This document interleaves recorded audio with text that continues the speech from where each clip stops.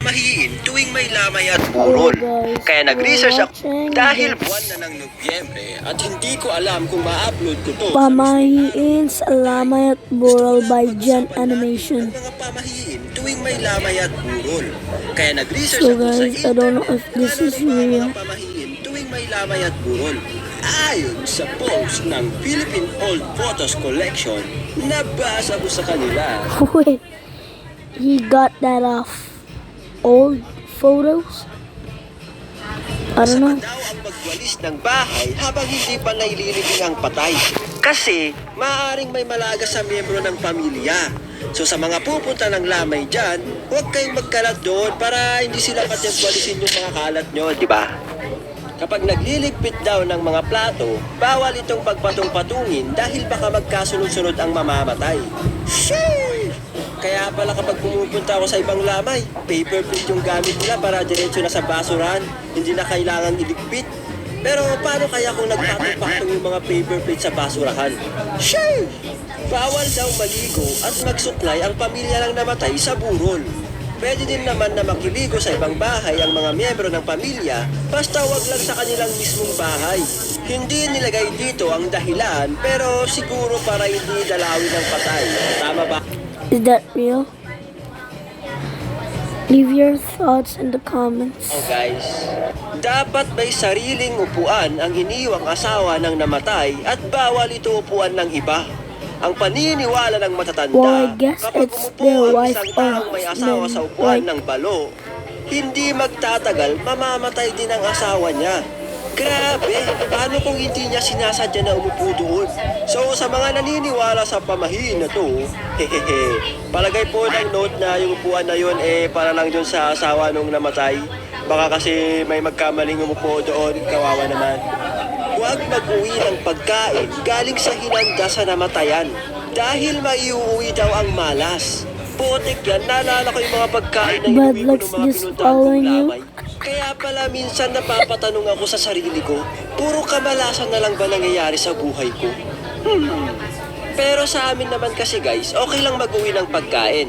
Ewan ko lang paano sa inyo kasi iba-iba naman tayo ng paniniwala. Well, it's a Kung buntis, pamahiin bawal dumungaw sa patay. Dahil of the mahihirapan daw itong Philippines. mga anak at pwedeng mamatay din ang bata habang nasa sinapupunan. Grabe, nakakatakot naman. Tanungin ko nga si mama ko kung dinala niya ba ako sa lamay noon. Iwasang matuluan ng luha ang salamin ng kabaong ng namatay. Mahihirapan daw umakyat sa pangalawang buhay ang espiritu ng patay.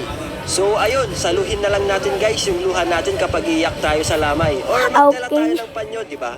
Kung walang Do panyo, that. layo na lang tayo sa kabaong. Para syempre, baka yung pamilya ng namatay naniniwala sa pamahiin. Baka ikaw pasisihin kung bakit mahihirapan umakyat yung espiritu ng patay.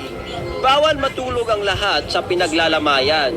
Dapat laging merong gising na nakabantay dahil baka kukunin ng aswang ang patay kung walang nagbabantay. Kaya pala may kape sa lamay para hindi tayo makatulog. Pero ngayon ko lang narinig to ha, may ganito pala, nangunguha pala mga aswang ng patay na. Pwede kaya yun? Magsabit ng bawang sa lamay. Okay guys, I think that could work. I don't know.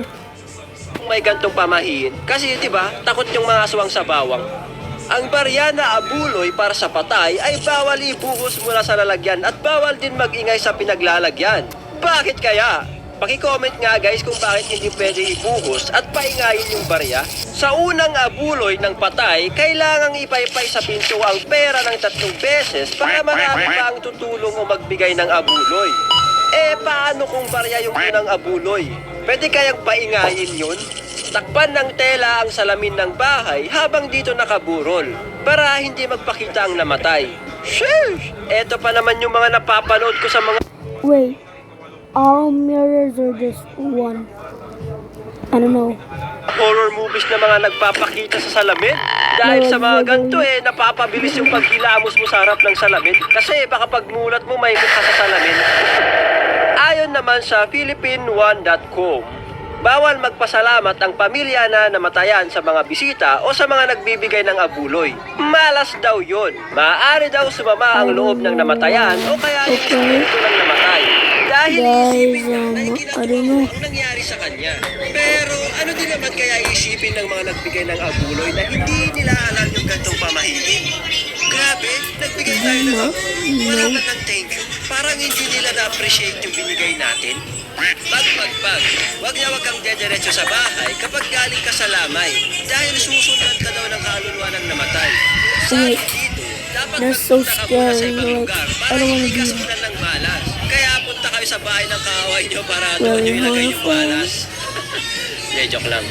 So, ayun lang. Ilan lang yan sa mga nabasa ko, guys. Comment down below lang sa mga Okay, guys, since it's finished, let's watch a show. Who's the richest student at Tokyo High? Great. Yuki's is basically broke. No clan, no inheritance, just surviving off school support. Ironically, he houses Sukuna, but can't afford lunch. 7. Maki. Born into the Zenin clan, but she left that toxic family estate with exactly 0 yen. Self-made, but poor. Number 6. Panda. He's literally a stuffed animal, but his dad is the school principal. Classic nepotism baby. 5. Nobara. Small town background, but surprisingly stylish. She's not rich, just very good at looking like she is. 4. Umazaki. Comes from a respected sorcerer family, but not a major Sorry, clan. guys, Comfortable, but not crazy rich. Also spends money on rice balls. Number 3. Kari. Runs an underground fight club, dodging taxes. Dude might be the only student with actual cash flow. 2. Yuta. Special grade salary. Plus he's a distant Okay. Jojo relative. Bro easily secures the premium bag. Finally, number 1. Megumi. Zenin clan heir. One of the big families. He literally has access to massive wealth, but choosing to look homeless. Who's the richest student? Okay, now bye. We just finished. Bye, guys. Please subscribe.